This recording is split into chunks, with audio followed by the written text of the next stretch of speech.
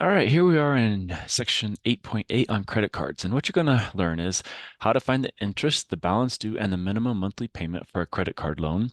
Understand the pros and cons of using credit cards. Understand the difference between credit cards and debit cards. Know what is contained in a credit report. Understand credit scores as a measure of credit worthiness. And recognize factors that affect credit scores. So, using a credit card is an example of an open-end installment loan, commonly called a revolving credit. Now, this differs from fixed installment loans such as a car loan or a mortgage in that there's no schedule for paying a fixed amount each period. Credit card loans require users to make only a minimum monthly payment that depends on the unpaid balance and the interest rate. So credit cards have high interest rates compared to other kind of loans. So that's kind of the issue with using credit cards if you're not going to pay them off every month. Now, using simple interest, formula R represents the monthly interest rate, and T is the time in months rather than years.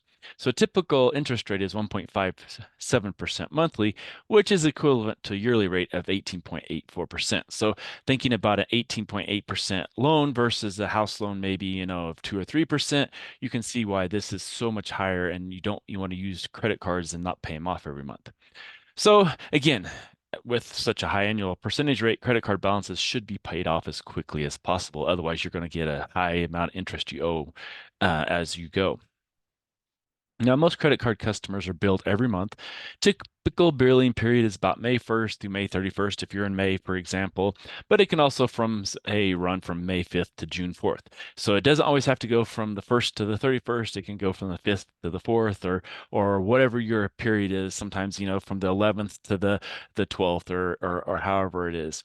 Now, customers receive a statement. It's called itemized billing that includes the unpaid balance on the first day of the billing period, the total balance owed on the last day of the billing period, a list of purchases and cash advances made during the billing period, any finance charges or other fees incurred, the date of the last day of the billing period, and the payment due date along with the minimum payment required.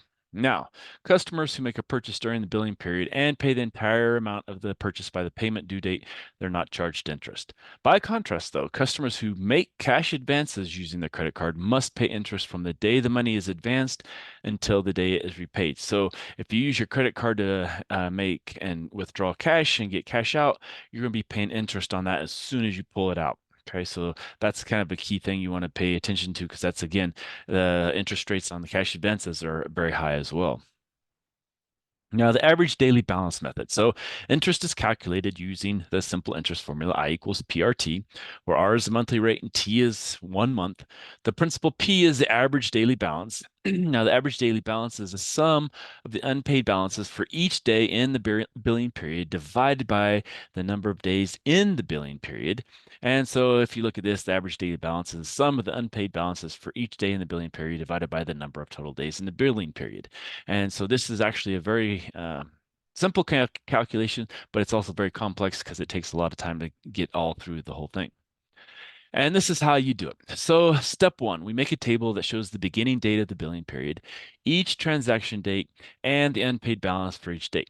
Step two, then we add a column to the table that shows the number of days of each unpaid balance at each unpaid balance. Then we add a final column in the table that shows each unpaid balance multiplied by the number of days that the balance is outstanding. And then we find the sum of the products in the final column of the table. And now this dollar amount is the sum of the unpaid balances for each day in the billing period.